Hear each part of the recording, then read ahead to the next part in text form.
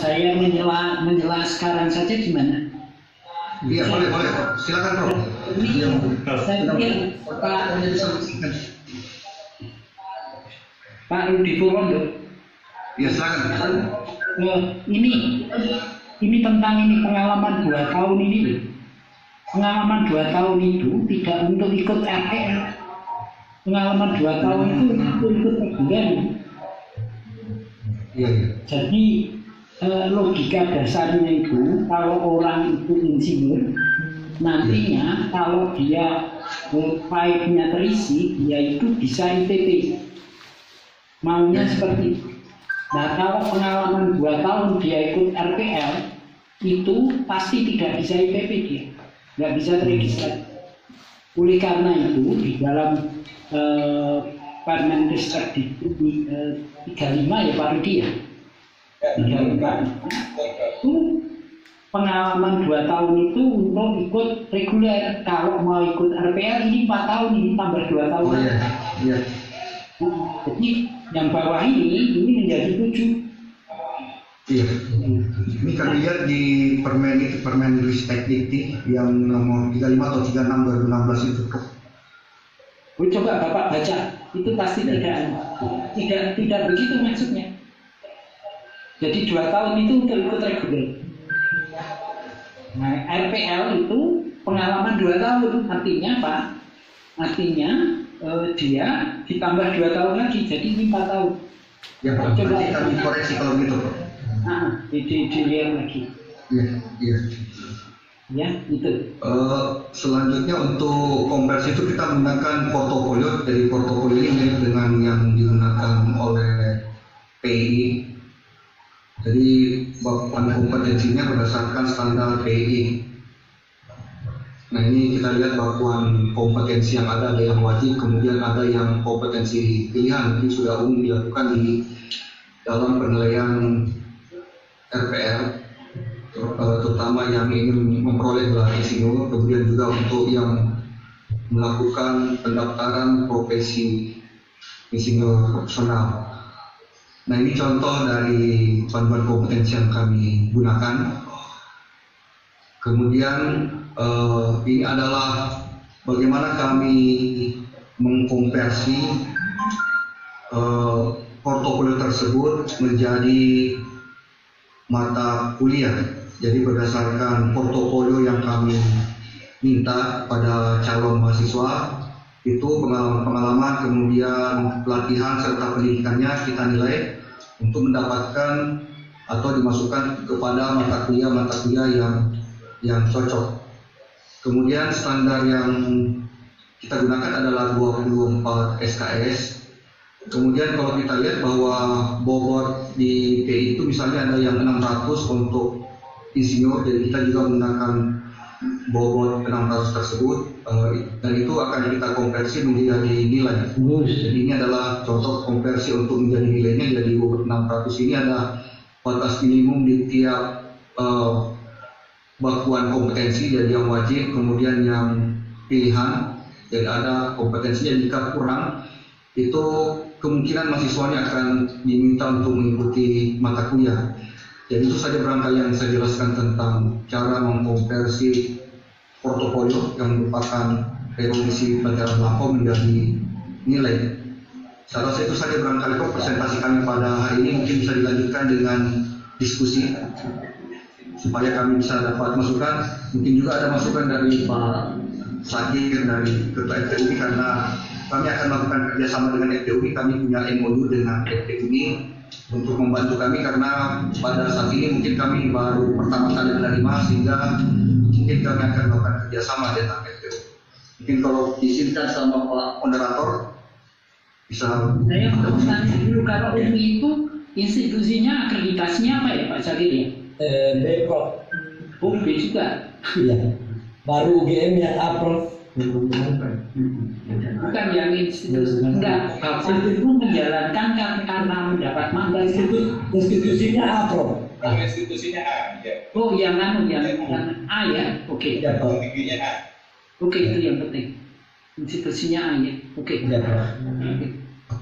Udah, jadi maksudnya kalau institusinya belum A, nanti untuk melakukan pembinaan kita belum yang adalah minta dilakukan. Januari atau Februari kemarin yang datang. Kami sudah melakukan MOU dengan UMIPRO baik di tingkat universitas maupun di tingkat fakultas, dan secara teknis sudah bisa bekerja sama. Kalau ini, bagaimana kalau ini untuk yang kali ini itu adalah yang bicara Tadulako. Nanti semua nama yang disebut itu kita konfirmasi, kita tanya pada waktu yang berbeda. Baik. Nah, jadi nanti supaya apa itu check and balance dulu kalau bahasa gaulnya itu. Dan maka Tadulako mengatakan apa, nanti kita cek seperti katakan Umi, saya kerja sama Umi ya, nanti kita ngomong sama Umi bener enggak gitu. Kalau sama-sama ngomong begini kan Betulan ada industri juga, Bro. Jadi mungkin enggak, nanti bisa industri. Kita akan ngomong dengan industri dan Pemda pada sesi yang berbeda. Saya kira gitu Pak Lutfi ya. Ya, Prof. Jadi kalau ini sudah selesai semua yang tadi laku bicara? Ya, sudah, Prof. Nah, kalau begitu sebetulnya saya nggak tahu bagaimana Bapak mengaturnya. Nah, ini kami akhirnya cuma berbicara kepada pengusul saja, yang lain kita off-kan dulu. Oke. Nah, nanti kemudian gantian gitu. Kalau begitu kita lihat dulu Prof ya. Nah, gitu. Betul, Prof. Jangan Bapak Bapak Ya. Ini yang selain dari Tadulako itu dipersilahkan live dulu. Kami tinggal menunggu konfirmasi kapan masuknya Prof. Nanti Bapak di ruang tunggu aja, nanti dipanggil. Ya, saya simpan di waiting room dulu ya. Di ruang Ya, tunggu. atur ya Prof ya. Ya. Kebetulan ada 44 partisipan. Jadi nanti bisa saya simpan di waiting room dulu. Nanti ketika kami sudah dengan Unta, baru nanti saya masukkan kembali gitu ya. Saya izin masukkan Bapak Ibu ke waiting room dulu ya.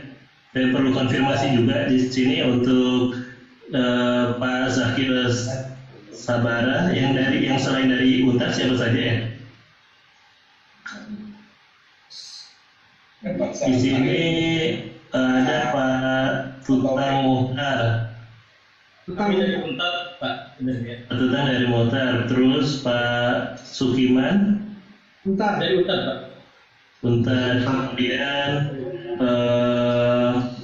Pak Sudirman Nasiri. Dari Untar. Untar ya. Kemudian ini Untar. Pak Alu saya masukkan dahulu ya ke waiting room, izin. Kemudian Kominfo saya masukkan dahulu.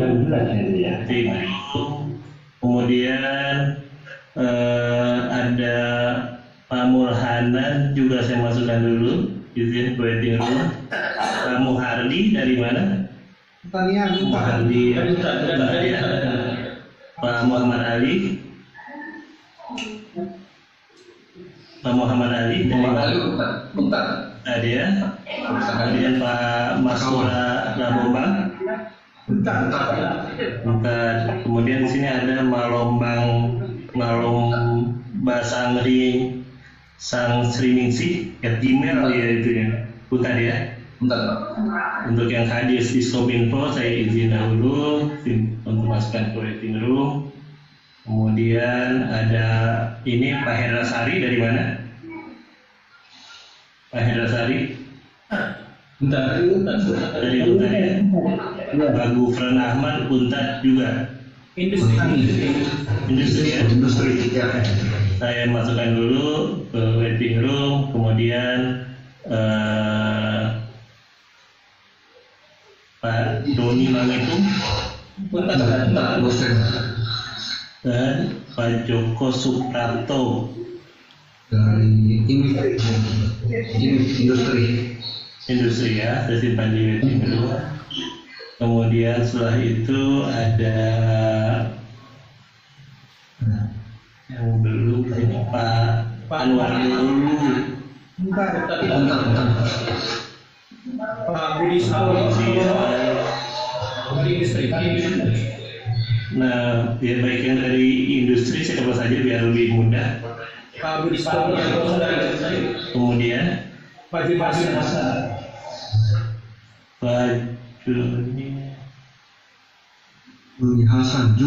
Juni Hasan. Oh ini ya, Pak Juni Hasan ya. Ya. Kemudian Abbas Ali Basri dari industri, izin saya masuk yang waiting room. Apa masih ada lagi Bapak Ibu sekalian yang dari industri? Angin. Anu, Indra. Ruan.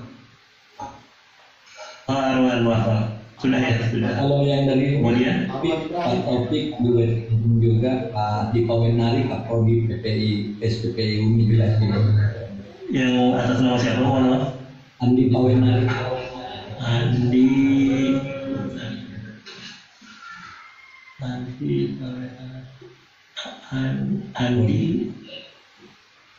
Pawenari. Oh, Pawenari ya. Taufik Nur, saya yang 3 orang dari Umi waiting room. Sudah kayaknya semua. Sudah tidak ada Pak ya yang dari industri atau Sudah tinggal saya yang belum di waiting room. oh Pak Darci ada ya? Berarti Ya. Sebentar Pak. Izin Pak Darci ya. Sudah ya berarti ya? Ya. Ya silakan. Pak Alim sekarang dari Tadulako.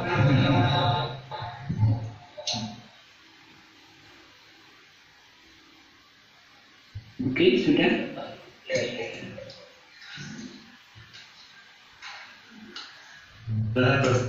Oh, baik, kalau gitu kita lanjutkan dengan diskusinya. Ya. Yang pertama tentang FDM dahulu ya. Jadi tentang FDM ini kelihatannya kalau melihat dari penjelasan yang disampaikan, ini Bapak sudah ada semuanya. Artinya kan yang utama sebetulnya satu punya ijazah S1 dan ijazah insinyur sebetulnya. Kemudian ditambah karena dia mau menjadi dosen itu harus 8 ya IPM. Oke, gitu ya. Meskipun nanti bunga-bunga yang lain kalau kita ada master lah, ada doktor, ada profesor dan lain sebagainya. Tapi yang utama kan itu ya. Yaitu sudah terpenuhi semuanya untuk mengajar profesi itu. Itu komentar yang kita berikan. Kalau ada tambahan dari Pak Rudi Purwono ada? saya hanya ingin melihat prakteknya simulasi penggunaan penilaian yang sistem error. Oh nanti dulu kita ngomong SDM dulu Mas. Kalau SDM, Ngomong SDM dulu. kalau SDM sudah cukup. Oke. Cukup. Nah, kemudian kita menginjak kepada sistem. Nah, sistemnya sendiri ini yang Bapak atur di Universitas Bapak. Ini memang kewenangan di Universitas Bapak.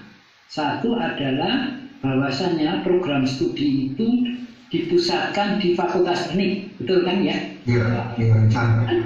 Begitu ya Pak Andi ya? Di Fakultas Ya, Teknik. Kemudian ada program studi PPI. Nah, program studi PPI-nya sendiri ini dalam tanda petik, kalau ITB menyebutnya yang lain itu sub. Nah, subnya sendiri itu dari Fakultas Teknik ada 3 tadi kan ya? Iya. Ada 3, kemudian nanti ada ditambah dari pertanian, peternakan, dan lain-lain begitu ya. Itu ya sistemnya, tidak apa-apa. Biar Bapak jalankan saja secara konsisten sesuai dengan maunya Bapak. Ya, oke. Dari itu sistem dari yang Bapak anut, begitu ya. Ini yang terkait dengan sistem pengelolaannya dahulu. Kalau Pak Rudi ada komentar nggak untuk sistem pengelolaannya dulu? Pak Rudi? Ya, Prof. Kalau menurut saya sebetulnya sistemnya tidak perlu terlalu terpanjang pada dosen bisa konfirmasi sistem. Jadi kalau tadi kan hanya ada 5 sub-sub. Oh banyak Mas, dia bisa berkembang terus itu. Sebaiknya sih sistemnya bisa menerima baik dari jurusan yang di luar, misalnya di luar PWK, di luar pertanian. Boleh itu Pak. Ya ada 4 jalan tadi. Ya, betul. Ada. Saya kira ini yang mungkin Pak, ya kan, sangat terlalu dibatasi tadi kan. Karena kalau sistem RPL kan semuanya bisa. Iya Pak. Oke. Terima kasih. Nah, oke ya. Yang berikutnya kita menginjak kepada pelaksanaan. Kita mau ngomong RPL dulu atau ngomong reguler, Pak Rudi? Ya oke, RPL dulu ya. Tadi yang pertama RPL untuk pengalamannya tadi saya sudah koreksi sedikit begitu kan Pak Rudi ya. Kan dari 2 tahun tambah 2 tahun dulu. Jadi kalau mau RPL itu 4 tahun bukan 2 tahun. 4 tahun. Ya. Kalau enggak nanti skornya nggak nyampe. Itu nggak mungkin kalau nyampe skor yang UTP itu pasti maksa itu. Ya betul. Ya. Ya, saya sendiri itu tadinya ketua majelis uji kompetensi Badan Kebumian dan Energi gitu ya. Tapi saya sepakat orang lain karena saya ketua Badan Kejuruan gitu ya, seperti itu.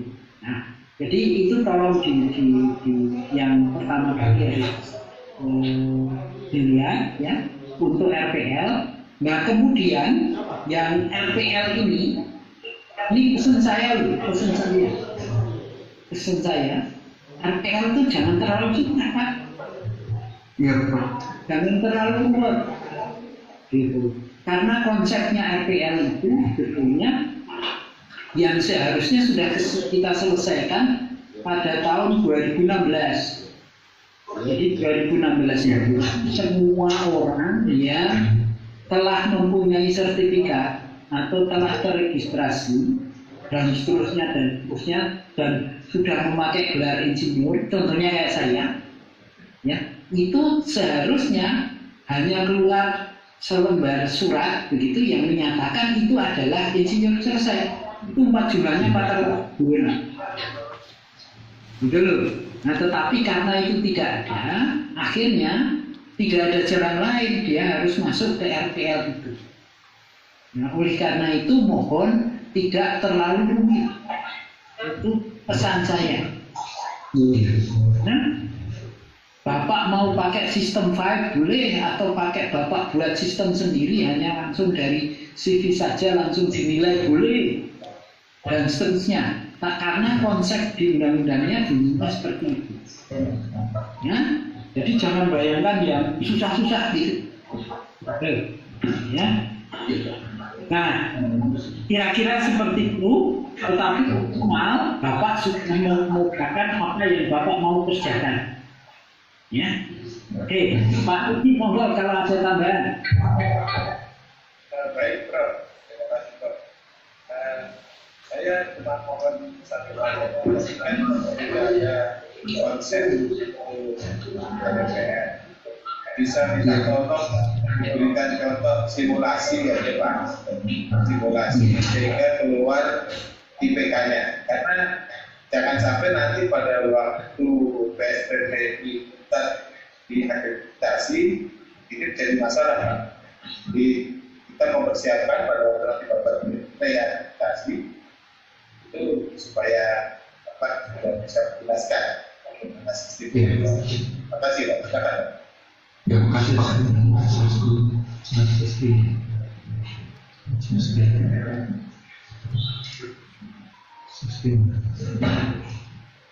Jadi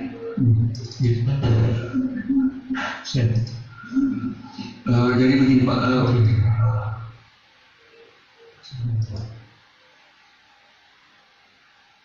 penyusunan RPRI itu pertama kami meminta portofolio, kemudian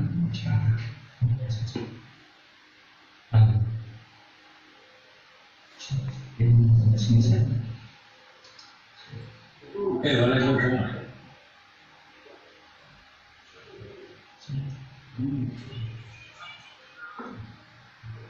Udah.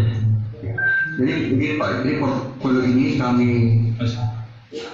minta, kemudian ini ada mata kuliah, misalnya mata kuliah pertama itu Iya, kayaknya dia kalau naik pesawat di beritanya untuk etika itu ada 2 nilai wajib, yaitu wajib 1 dan 1-2. Jadi untuk 3 bagian dari portofolio atau 4 bagian dari portofolio ini kita butuh misalnya cuma ada 2. Jadi misalnya nilai PI, jadi P itu adalah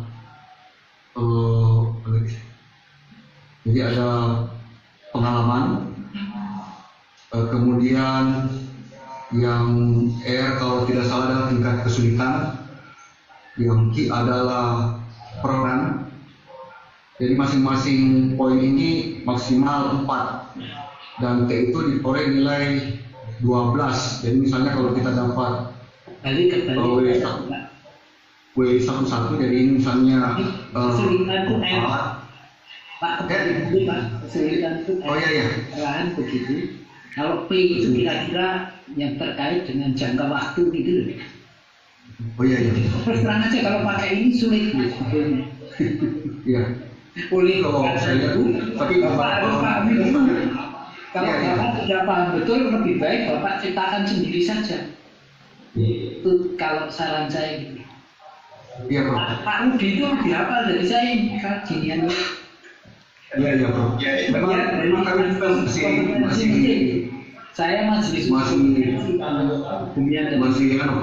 baru mulai, jadi kami juga baru mencoba menyusun. Kebetulan yang kami dapat contoh itu kebanyakan menggunakan sistem yang seperti ini Bro. Jangan yang susah. Oh iya Bro. Jadi begini. Kalau kami itu ya ada. Jadi saya sedikit ini terkait dengan PI. Ya, insinyur profesional itu adalah pengakuan. Pengakuan untuk siapa? Untuk orang yang sudah bekerja dan selesai dengan tugasnya itu, proyeknya itu. Akumulasinya itu disusun dalam time itu, sehingga nanti insinyur profesional itu adalah pengakuan bahwa semua orang ini diakui sudah menyelesaikan, sudah bisa bekerja. Dan sertifikat untuk mencari kerja, beda kan? Nah, sertifikat untuk mencari kerja misalnya itu yang dikeluarkan dari LPJK, itu sertifikat kompetensi orang untuk bekerja. Kalau ini orangnya sudah kompeten Pak, sudah menyelesaikan kerjaan kok. Itu prinsip yang harus dipegang. Ya, seperti itu. Gitu. Nah, kalau insinyur itu diantara keduanya itu. Gitu. Iya. Oke. Itu prinsip. Oke. Iya. Monggo. Lanjut ya, mungkin ada salah ketika yang tadi. Jadi kalau misalnya tim itu adalah perkalian dari semuanya. Mungkin kami tidak perlu menggunakan metode yang biasa digunakan oleh universitas lain, tapi kami coba untuk menghitung.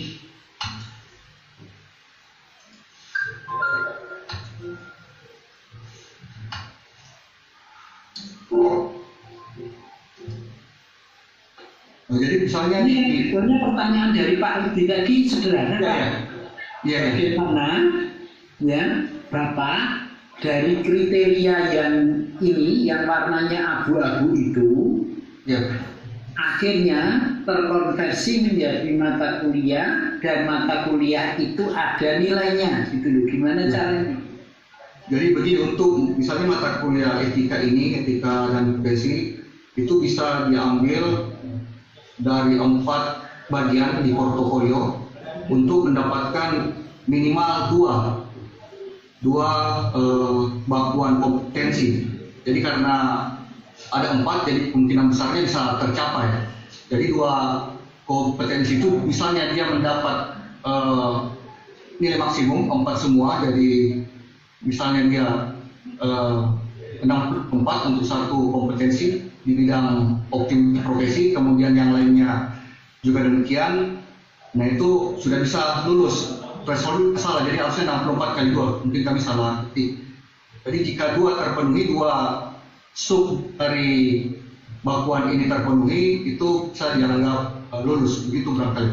Jadi walaupun banyak tidak harus semuanya terisi. Jadi butuh cuma 2. Jadi bisa diambil dari organisasi profesi, tanda penghargaan atau lainnya. Demikian juga yang lain. Jadi tidak terlalu mempersulit karena tidak harus semua ada di situ, Prof. Karena kalau kita lihat pengalaman 4 tahun mungkin agak sulit. Nah, terus nilainya ini, Prof. Jadi kalau misalnya dia ini mungkin belum lengkap, jadi kalau misalnya nilai konversi ini 64, itu kemungkinan, jadi sebenarnya thresholdnya 64 kali 2. Jadi kalau dia dapat threshold 128, itu kemungkinan dia 4A. Jadi kami konversi saja dengan standar panduan yang ada di Universitas Tadulako bahwa nilai A adalah sekian, nilai B adalah sekian. Itu kami konversi dari nilai yang kami peroleh ini.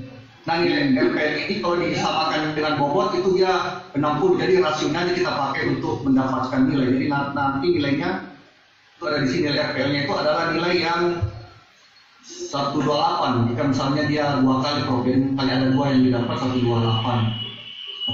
Jadi kita tulis ini 128. Jadi dia sudah memenuhi 2 kriteria. Pertama batas minimum, kemudian kita memperoleh nilai A di situ itu. Kalau kurang mungkin dari 128 itu dia tidak memperoleh nilai A. Jadi tergantung rasionya. Oke, itu Pak Rudi penjelasannya, Pak Rudi. Iya. Ada kemungkinan nilainya lebih dari A. Begini, ada orang yang banyak pengalaman bisa saja nilai RPL-nya lebih tinggi, Pak. Jadi kalau misalnya dia lebih tinggi dari nilai batas, jadi ada nilai threshold ini yang kita pakai ini kalau dia dapat 128, dia dapat A. Jadi lebih dari 28 tetap A karena nilai maksimal itu adalah atau kalau angka 4. Tetapi dia mempunyai nilai bobot untuk batas minimum. Jadi untuk memperoleh insinyur itu mata kuliah ini CS-nya kita transfer menjadi bobot jadi 600.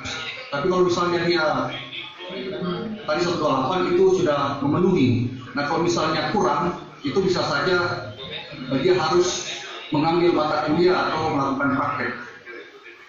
Kapan dia dinyatakan kurang? Kalau nilai ini kan ada standar minimum untuk W1 misalnya yang wajib 1 itu, dia misalnya kurang dari batas minimum. Jadi batas minimum yang kita tentukan ini ada W1. Kalau kurang dari situ, dia harus menambah. Selain nilai ijazah itu ditranskrip, dia juga harus punya nilai minimum untuk disebut sebagai insinyur dalam bobot. Pak, itu di dalam tabel yang ditampilkan ini ada nilai angka dari apa ya Pak? Oh nilai angka ini, nah, kalau misalnya dia dapat itu 4 Pak, kursus itu A. Nilai itu nilai yang tadi.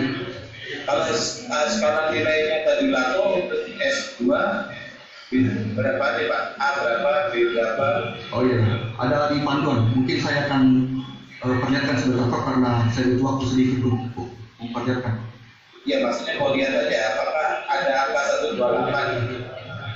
128? Tidak, 128 itu RP, jadi kita konversi dia menjadi 4 misalnya. Jadi kalau 128 itu 4, jadi kalau misalnya 128 4, jadi di bawahnya itu sesuai dengan rasio yang nilai di bawahnya. Kalau misalnya 3 itu adalah B, jadi tinggal mencari rasionya. punya Pak Rudi nilai tertinggi di UNTAD itu cuma sampai batas 100 kalau di Bengkulu 100. Betul Pak. Jadi maksud saya konvensinya bagaimana?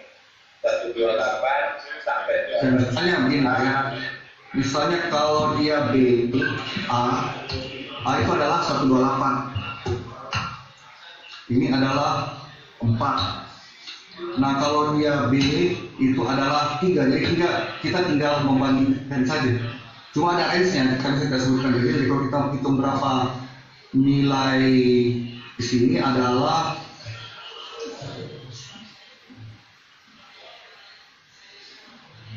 kalau nggak salah nilai atau kalau nilai B itu kan 8 ya. Ya, betul. Ya, ada range.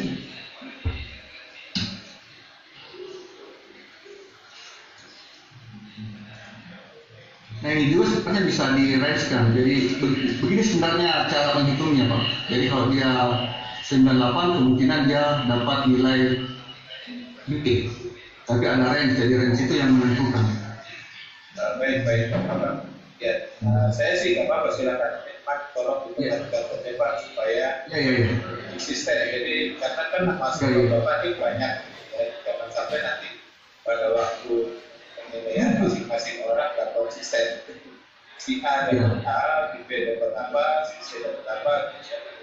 Sehingga sistemnya saya pikir Bapak tetapkan aja sistemnya yang fix. Kemudian penelitiannya bisa melalui PAID. Ini kan kalau dikonversi kepada nilai SKS ada nilai IPK-nya kan nanti itu namanya di kayak sistem publik ya kayaknya. Jadi supaya ini Bapak set up sedemikian rupa sehingga tidak menyulitkan bagi tim penilai atau dosennya. Itu aja Pak pesan saya. Terima kasih Pak. Ya, makasih atas masukannya. Oke, terima kasih Mas Rudi ya. Jadi intinya gini Pak Dekan. Jadi yang harus dikerjakan itu Bapak buat yang baku begitu loh. Sehingga semua orang yang akan melaksanakan membaca itu mempunyai pengertian yang sama. Nah nanti kalau makin rumit prosesnya itu nanti si A, si B, si C, si D itu akan mempunyai penafsiran yang berbeda-beda sehingga penilaiannya tidak objektif. Itu aja sebetulnya pesannya. Ya. Nah, oke. Saya kira cukup Pak Rudi ya yang kita tentang RPL ya.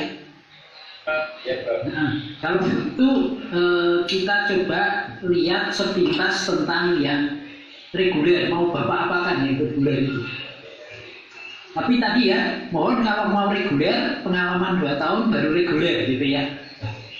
Tapi kalau kami baca di Permen itu, Prof yang 35 2016, kayaknya 2 tahun yang tertulis. Lebih dari 2 tahun. Lebih dari 2 tahun. Lebih dari 2 tahun? Iya. Coba. RPL. Coba. Nah. Kalau RPL tadi sudah disampaikan Prof Joko minimum 4 tahun Pak. Ya. Untuk yang STR kan 7 tahun. Ini yang reguler Pak. Kalau mau reguler itu 2 tahun. Ya, Prof. Nah kemudian kalau RPL kan 2 tahun lagi.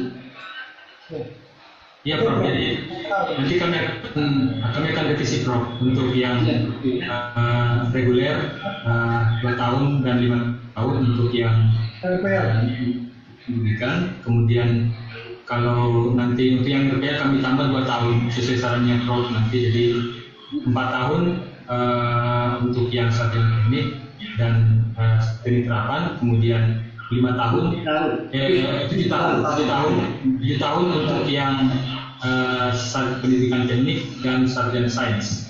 Kami akan bagi nanti di kurikulumnya Prof. Ya. Nah, oke. Nah kemudian begini, ini kan yang kalau program reguler itu ya Bapak berpikirnya masih kuliahnya itu kuliah akademik kelihatannya Pak. Kalau kuliah profesi itu kan bisa di mana saja Pak. Ya Prof. Nah oleh karena itu Bapak mulainya orang nanti dikirim magang begitu, bukan misalnya ada siapa di dinas pekerjaan umum provinsi Sulawesi Tengah ya, gitu ya. Ya, kan di situ orang kan bekerja kan, yang bekerja itu nanti tidak perlu kuliah datang ke universitas Pak. Ya,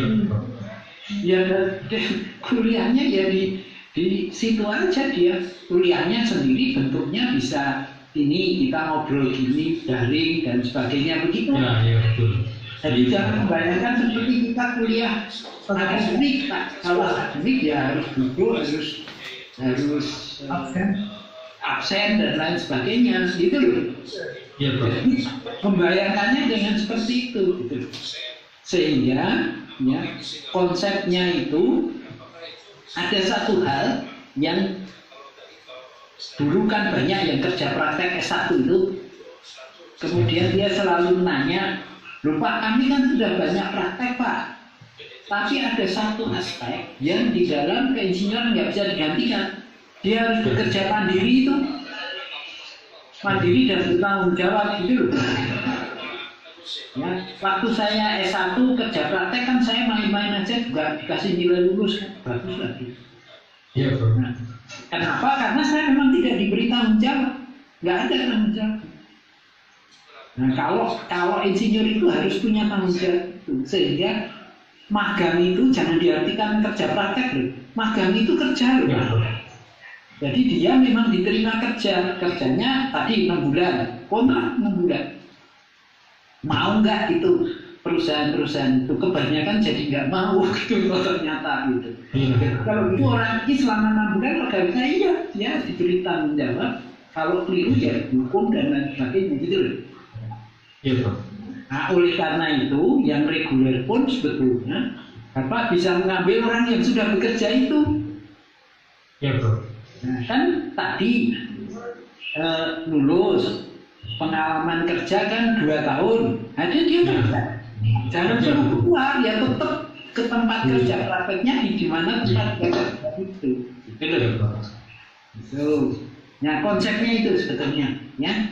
Nah, kalau tentang perkuliahannya, monggo Bapak susun aja mau disuruh diberi kuliah apa. Tetapi nanti cara kuliahnya ini sebetulnya Merdeka Belajar itu kan konsepnya seperti itu. Jadi kita lebih dulu sebetulnya profesi itu. Iya. Jadi kita secara merdeka belajar di luar, kemudian mendapat pengakuan dari perguruan tinggi. Nah ini kan keluarnya udah 2014 undang-undang ini. Iya, Prof. Iya. Nah itu loh konsepnya ya. Nah monggo coba, tapi Bapak sudah ceritakan tadi sistemnya. Kalau komentar saya seperti itu, sehingga nanti jangan sampai orang itu lulus insinyur dari Tadulako terus cari kerja gitu. Ya, Bro. Nah, cari kerja dia memang udah kerja gitu. Udah, iya. Gitu. Jadi kan nanti cari kerja nganggur nggak dapat lagi kan gitu. Nah, kan repot gitu. Kalau ini enggak, kita memang menerima orang yang kerja gitu loh. Iya. Gitu. Ya. Nah, jadi kalau nanti pengalaman bisa berkembang, ini kalau pengalaman saya di ITB ini ada salah satu peserta yang dari Kuwait sana sudah kan itu bisa tetap bisa berjalan. Ya, Pak, mungkin kalau ada komen monggo. Baik, terima kasih Pak. Jadi saya hanya melengkapi tadi artinya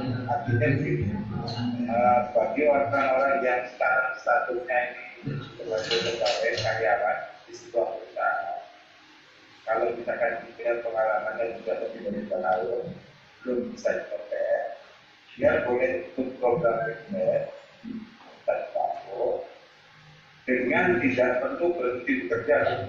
Nah, Jadi dia tetap bekerja di kantornya, kemudian terdaftar di Tadulako sebagai mahasiswa reguler. Bapak tinggal memberi tugas-tugas saja Pak pada yang bersangkutan. Kemudian di tempat dia bekerja kan ada pembimbingnya. Bapak bekerja sama dengan mereka. Itu tak boleh Pak. Itu maksudnya. Jadi, Nah, itu aja Prof, tambahan saya yang Jelas, ketiga. Prof. Jadi, supaya tidak nanti ada keribuan. Terus yang sudah bekerja belum bekerja dia dulu. Ya, betul. berarti nanti mau lulus mau masuk lagi nggak boleh tadi ya? Kasihan. Jangan Pak. Makin Ya, jelas Prof. Prof. Aman, betul. Ya betul. Jadi saya yakin mahasiswa Bapak baik reguler atau LPL akan banyak pola pikirnya. Terima kasih Prof. Pak Rudi. Jadi memang begitu rencana kami. Kebetulan ini juga kita sebenarnya juga istilahnya mungkin hikmahnya COVID itu juga karena akhirnya sekarang pembelajaran daring ini sudah jadi budaya. Jadi sebenarnya kita nanti kalaupun kita ada materi yang kita berikan ke mereka itu tetap tidak meninggalkan tempat kerja karena kita sudah siapkan kita pakai LMS nanti. Jadi kalau sifatnya pada teoritisnya sedikit yang dari kampus kita akan sampaikan dalam LMS. Kemudian kalau yang prakteknya nanti di tempat kerja. Jadi memang rencana kami makanya kita akan perbanyak sebenarnya dari awal ini industri-industri dulu yang kira-kira bisa menjadi pembimbing nanti di sana. Karena saya lihat juga di peraturan syaratnya dosen pembimbing itu harus juga yang dari industri.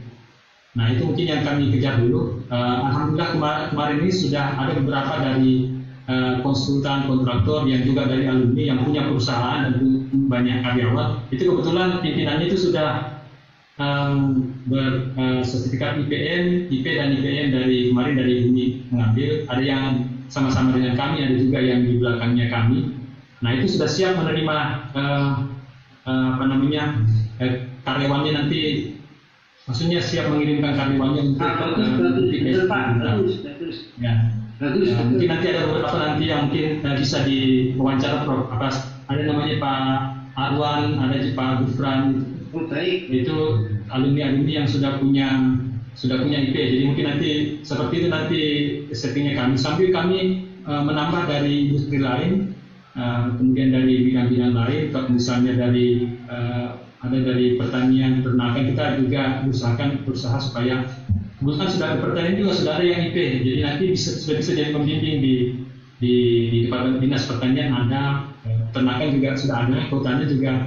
Dan kepala dinasnya malah sudah IPU, jadi lebih enak lagi kalau ada dari kehutanan mungkin yang ikut ke kami sudah terpenuhi syarat untuk dosen pembimbingnya dan mereka tidak perlu meninggalkan tempat kerja seperti sarannya Pak Jokowi dengan Pak Rudi tadi.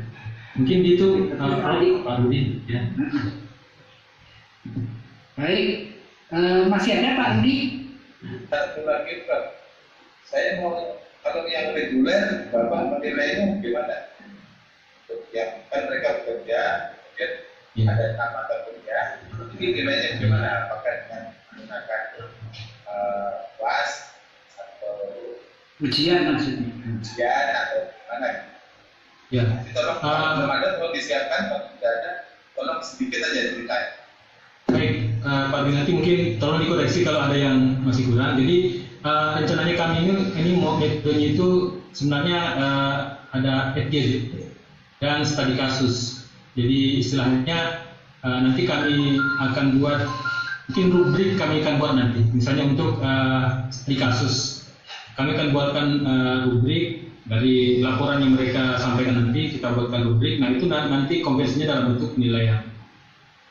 Kemudian yang kedua untuk yang FGD-nya nanti, FGD-nya kami mungkin akan buat seperti yang saya tadi sampaikan juga untuk magang. Kita menggunakan learning PMS nanti. Jadi kita akan buat FGD beberapa orang. Dari situ keaktifan mereka mungkin untuk berpartisipasi dalam FGD itu nanti kami akan nilai. Itu yang kami jadikan dasar untuk menilai untuk sampai ke ininya, ke nilai mata kuliahnya itu, Pak. Jadi kita tidak memberikan ujian, tidak ada ujian, tetapi sifatnya makalah studi kasus, kemudian dalam bentuk diskusi FGD. Nanti mereka juga akan ada presentasi, kita lihat kemampuannya mereka memberikan presentasi, kita nilai semua mulai dari tampilannya, tampilan presentasinya, kemudian cara mereka membawakan presentasi, menjawab segala macam, itu kita akan buatkan dalam bentuk rubrik, sehingga nanti kita supaya tidak semacam antara nilai ini kenapa bisa misalnya nilai berbeda pada dasarnya, jadi ada masing-masing punya rubrik-rubriknya. Nanti kita akan berikan ke mahasiswa sehingga pada saat membuat makalah mereka sudah tahu kalau saya mau dapat nilai maksimal saya harus mengikuti rubrik ini. Kalau saya mau di presentasi juga betul, kemudian diskusinya juga mungkin nanti. Mohon maaf kalau ada tambahan Pak Rudi, nanti kami supaya kami bisa sempurnakan juga instrumen kami dari Prof juga mungkin. Oke, itu Pak Rudi ada komentar? Baik, oke. Jadi kalau PR-nya jaga di Pak supaya bisa langsung. Iya, oke. Terima kasih Pak. Oke. Jadi nanti saran saya, Bapak mulai dengan LPL aja dulu Pak, kemudian baru kelengkapan untuk reguler itu disusun begitu. Nah kemudian pokoknya ditulis aja dulu gitu. Nanti kan pengalaman akreditasi itu pasti yang ditanya itu kan Bapak udah sering di akreditasi. Ditanya nanti evidence-nya mana? Nah, evidence-nya itulah yang Bapak harus kerjakan nanti kita digunakan untuk presentasi. Seterusnya. Begitu saja Pak Rudi, kalau sudah cukup kita bisa sesi berikutnya. Jadi Pak Lutfi, siapa? Ini sekarang gimana caranya kalau kita mau sebaliknya? Jadi yang tadi teman-teman di waiting room suruh masuk, ini bapak-bapak, Prof. Ahmad dan kawan-kawan ini kita menunggu di waiting room. Gitu. Kembali. Saya siap Prof. Kalau saya masuk gimana Mas Upi? Ini ada yang di waiting room ada 9 orang, saya masukkan dulu ya ke sini. Nanti seperti yang tadi sebaliknya yang dari Unta nanti saya bantu untuk simpan di waiting room begitu ya. Siap. Karena kan yang seperti itu ya. Saya masukkan dulu yang tadi di waiting room untuk mitranya. Ya masuk dulu nanti baru yang ini ke belakang. Applause. Ya ganti shift. Ganti sih.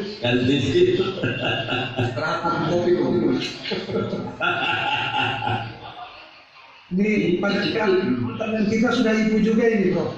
Siap.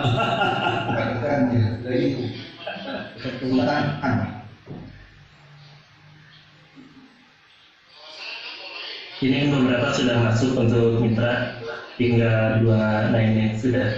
Saya izin untuk kawan-kawan di Unta ya untuk disimpan di waiting room. Siap Pak Lutfi. Siap. Saya baik.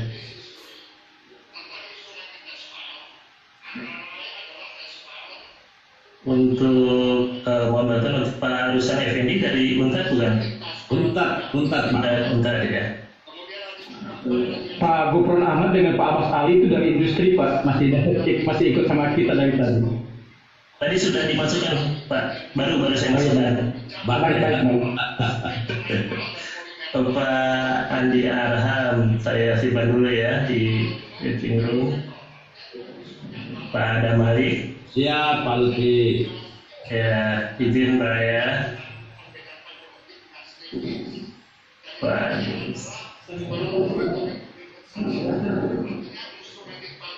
Pak Muhardi, izin Pak ya.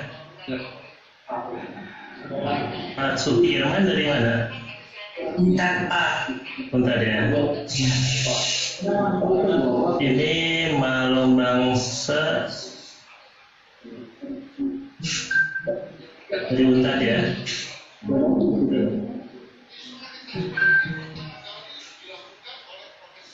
Pak Anwar dulu. Bentar ya. Pak Tukang Muhtar. Pak Sudirman Masiri. Pak Sudirman Masiri dari mana? Bentar ya. Pak Zakir dari Mitra ya. Itu Mitra. Pak Doni Mangitu. Bentar. Pak Asrul Altuo. Bentar.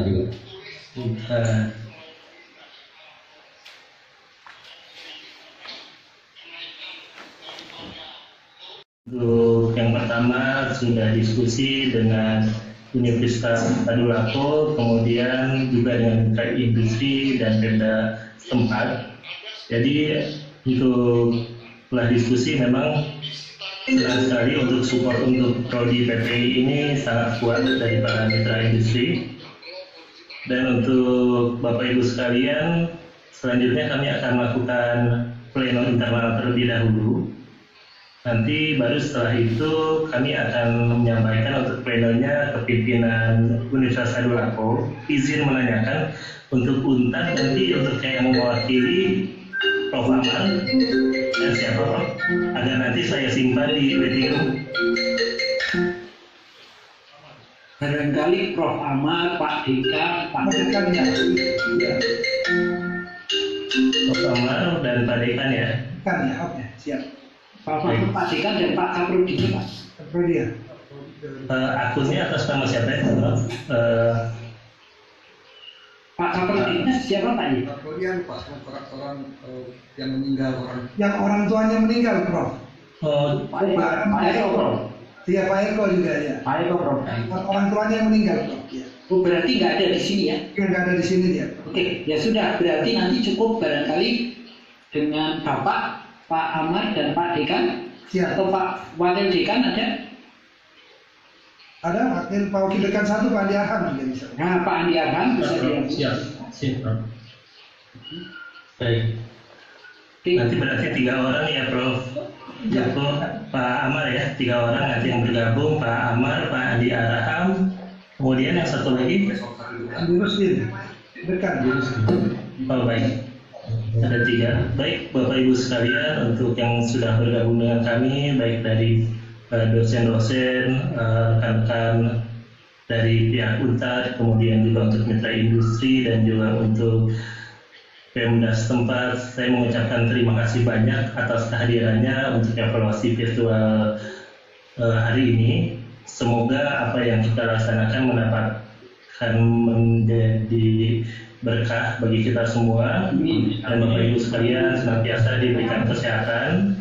Saya mohon maaf apabila ada kesalahan dalam evaluasi ini, ada kekurangan.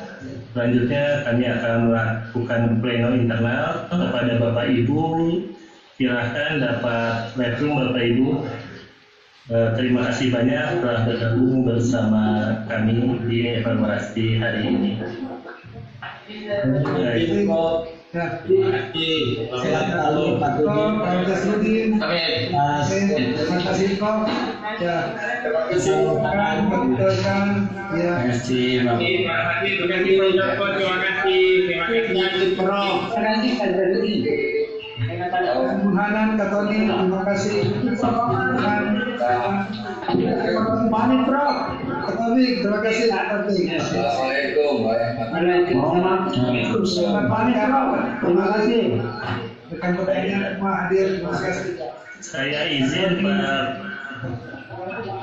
Prof. Amar, Pak Andi Rusdin dan Pak Andi Arham, saya Direktur, ya. Saya simpan di waiting room dulu Pak ya. Oke. Siap. Saya simpan di waiting room dulu ya. Nanti saya masukkan kembali setelah kami pleno ya. Terima kasih.